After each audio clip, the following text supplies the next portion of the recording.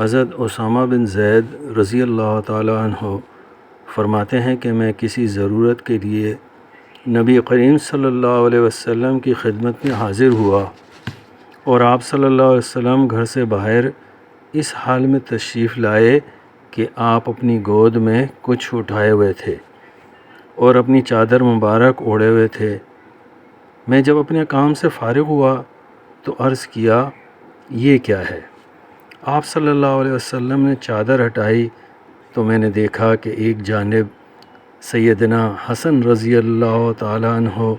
اور دوسری جانب سیدنا حسین رضی اللہ تعالیٰ عنہ ہیں، اور نبی کریم صلی اللہ علیہ وسلم نے فرمایا اے اللہ، میں ان دونوں سے محبت کرتا ہوں اور آپ بھی ان سے محبت فرمائیے،